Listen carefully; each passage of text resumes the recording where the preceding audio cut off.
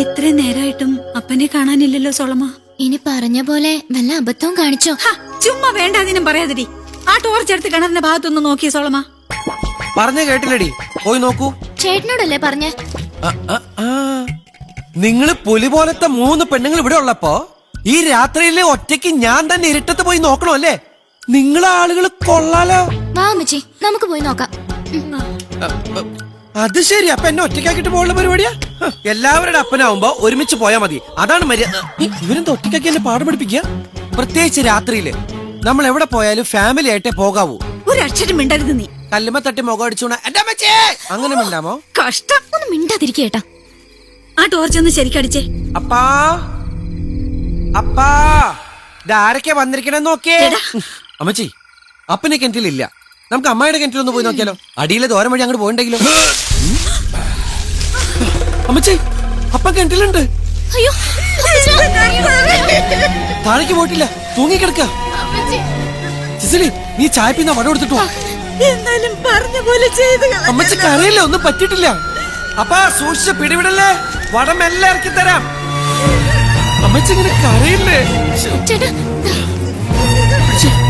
അമ്മച്ചി മാറി.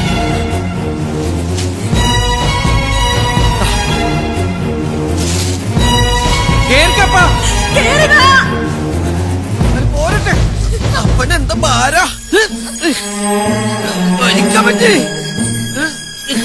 എന്താ? ഞങ്ങളുടെ അപ്പൻ കെറ്റിപ്പോയി. അപ്പൊ ഞാനാരാ? അതാ അപ്പൻ കരയില് നിക്കണു. അപ്പൊ അപ്പൻ കെറ്റി ചാടിയില്ലേ? എന്താ ചാറണോ? വേണ്ട. അപ്പൊ കിണറ്റി കിടക്കണ അപ്പനെ ഏതാണാവോ?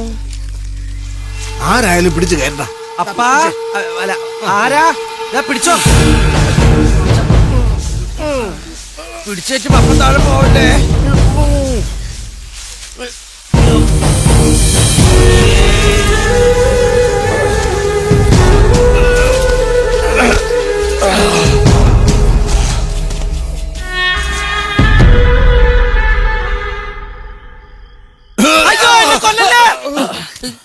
പേടിക്കണ്ട പേടിക്കണ്ട, ഞാൻ ആരെ ഉപദ്രവിക്കുന്ന ഒരു ടൈപ്പ് അല്ല. കിണറ്റിൽ വീണ താങ്കളുടെ ജീവൻ രക്ഷിച്ച ആൾക്കാരായി നിൽക്കുന്നത്. രക്ഷാപ്രവർത്തനത്തിന് ചുക്കാൻ പിടിച്ചത് ഞാൻ തന്നെയാ. ഇവിടെ എങ്ങും കണ്ടിട്ടുള്ള ആളല്ലല്ലോ. എങ്ങനെയാ കിണറ്റ് വീണത്? എങ്ങനെയാ വീണതെന്ന് വീണ്ടും കാണിച്ച ആള് തട്ടിപ്പോവില്ലേ അപ്പ? ആട്ടെ, കിണറ്റിന്റെ നടുവിലൂടെ എവിടേക്കാ നടന്നു പോയത്? ഒട്ടനാണോ ഭ്രാന്തനാണോ? നമ്മളെ സൂക്ഷിക്കേണ്ട ആളാണ്ട്ടപ്പാ. എന്താ പേര്? വിശക്കണു. വെസ്കണുവിന്റെ നാട് എവിടെയാ? ആൾക്ക് വിശക്കണമെന്നാ പറഞ്ഞത്. ആ ചോറെടുത്ത് കൊടുക്കടി.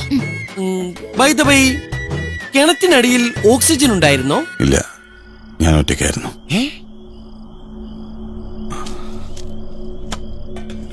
വിളമ്പി കൊടുക്കാം അമ്മച്ചി.